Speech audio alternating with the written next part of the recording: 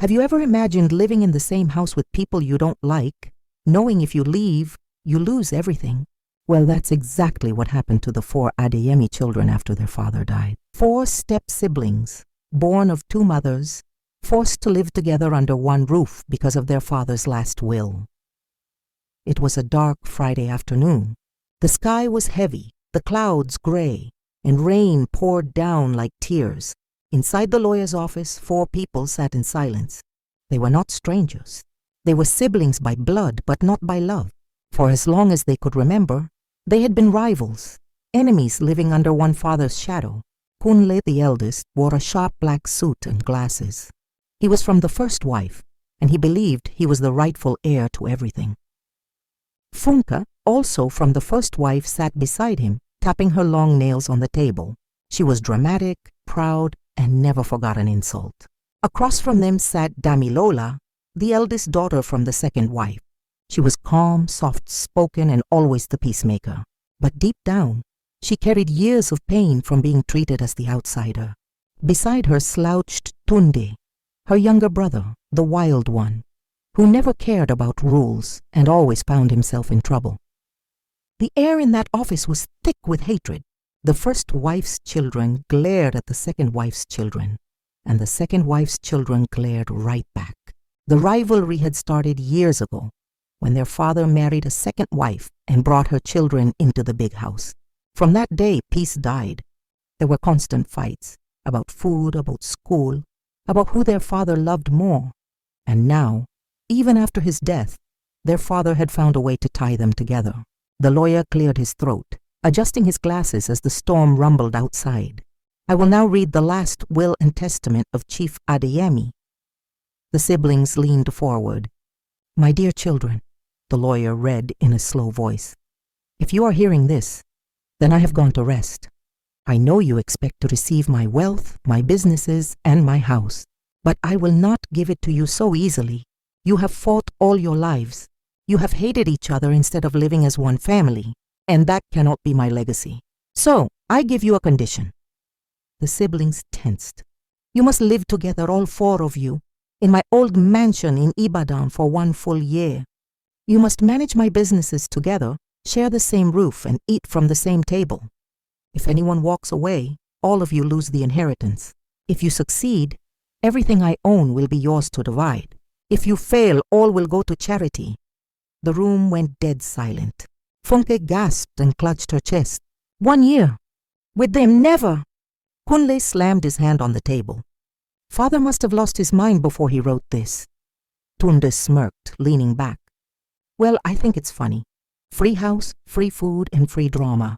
I'm in. Damilola lowered her head. She spoke quietly. Papa wanted us to try. Maybe we should honor him. Honor him? Funky snapped. You don't understand. You and your brother were always outsiders. Now you want to share everything equally. Over my dead body. Kunle adjusted his glasses and glared at Damilola and Tunde. Don't think for a second that you will sit at the same level as me. I am the first son, the true heir. You 2 are nothing but shadows. Tunde sat up straight, his eyes burning. Say that again and see what happens. Enough, the lawyer shouted, slamming the will shut. You may fight here all day, but the fact remains. This is your father's wish. You have 1 week to move into the mansion. The siblings glared at each other, anger twisting their faces. None of them wanted to agree, but none of them wanted to lose the inheritance either. 1 week later, the Adeyemi mansion in Ibadan came alive again. The tall iron gates creaked open. The old house stood like a giant, its walls cracked, its windows dusty, and its garden wild with weeds. It was not a welcoming home. It was more like a haunted reminder of their past. Kunle arrived first in his shiny black SUV, stepping out like a king inspecting his land. Funka followed, dragging her suitcases and complaining loudly about mosquitoes. Tunde showed up on a noisy motorcycle, grinning like it was all a game. Damilola was already inside, sweeping the dusty living room, her face calm, but her heart heavy. The moment they saw each other, the insults began. This place smells like death, Funk said, wrinkling her nose. Then it matches your spirit, Tunde shot back. Kunle raised his hand. Listen, let's be clear. I'm in charge. If we must stay here, we do it my way. Damilola shook her head. That's not what Papa wanted. He wanted us to work together. Kunle scoffed. Work together? With you? Don't fool yourself. That night they sat at the long dining table, food placed before them by the lawyer's assistant. No one touched the food. The silence was thick until Funka spoke. Here's the deal. I don't like you. You don't like me. But I want my share of Papa's money. So let's just stay here, ignore each other and count down the days. Kunle smirked. It won't be that easy. We have businesses to run. Do you even know how to handle payroll or contracts? Better than you handle your pride, Damilola whispered. Tunde clapped his hands loudly. Yes, the games have begun. I give this family 2 weeks before we kill each other. No one laughed. As the days passed, the house grew colder with tension. Kunle barked orders like a boss. Funka complained about everything. Tunde brought strangers into the house for wild parties, and Damilola tried in vain to keep peace. But one evening, while cleaning their father's study, Damilola found something. Hidden in the back of a drawer was a small leather notebook. She opened it and saw her father's handwriting. They must learn the truth, the diary read. The house will reveal it. Her hands trembled. What truth? What was hidden here? Before she could read further, she heard footsteps. She quickly closed the diary, but when she turned around, Kunle was standing at the door, watching her closely. What did you just hide? He asked. Nothing, she whispered. But Kunle's eyes narrowed, and at that moment, Damilola knew the house held secrets. Secrets their father had buried, and living together for 1 year would not just be about surviving each other. It would be about surviving the trap he had left behind. The mansion grew colder as the days passed. Even though the walls were strong and the roof was high, the air inside felt heavy, like it carried a secret no one wanted to speak about. The siblings lived under the same roof, but they didn't live like family. They lived like enemies trapped inside a cage. Kunle locked himself in the study most days, trying to control the businesses, making calls and acting as if he were the true boss. Funka spent her time on the phone, gossiping with her friends, complaining about her life, and sneaking off whenever she could.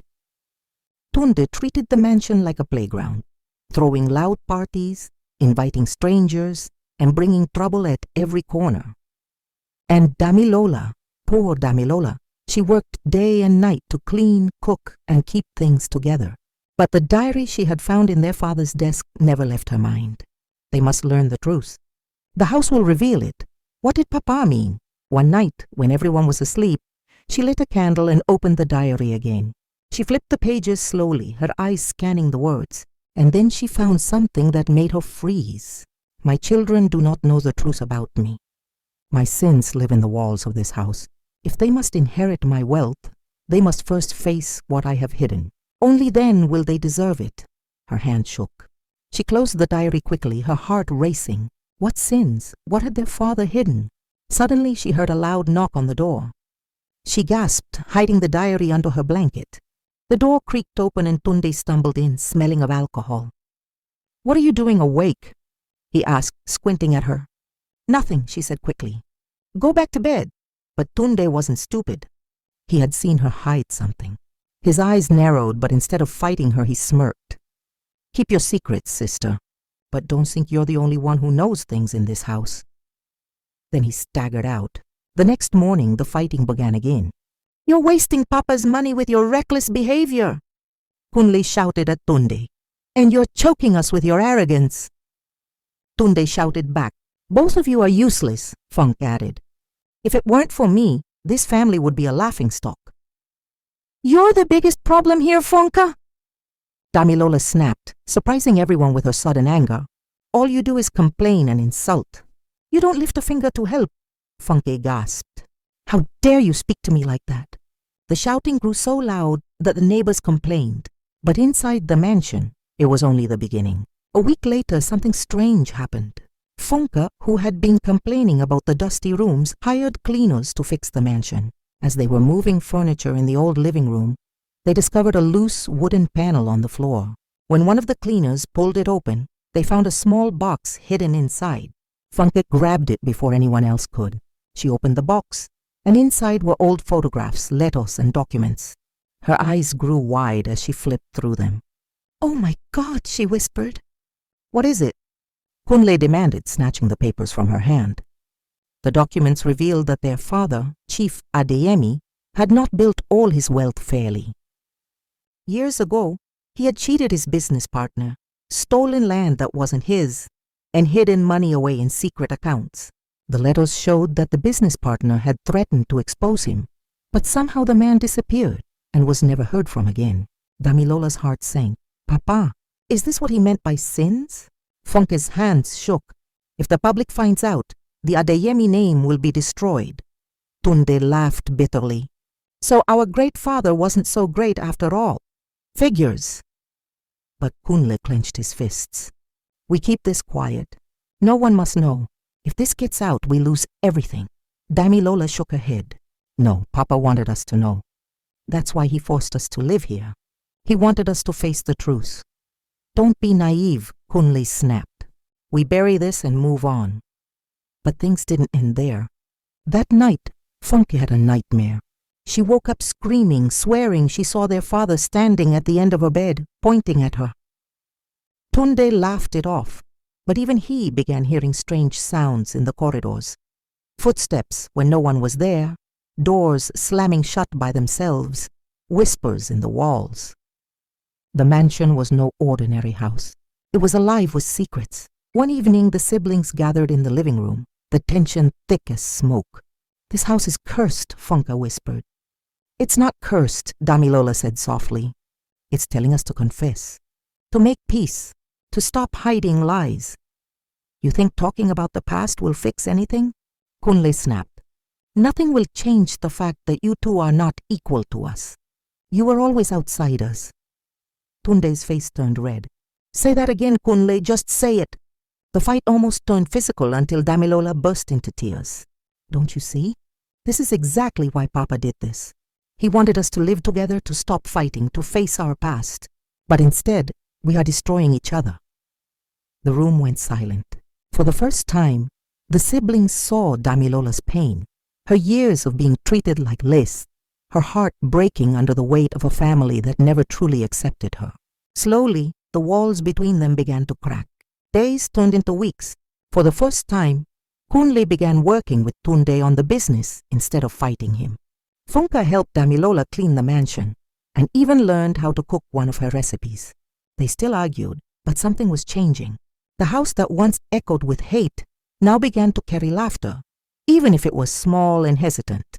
But just when it seemed they were learning to live as one, another discovery turned everything upside down.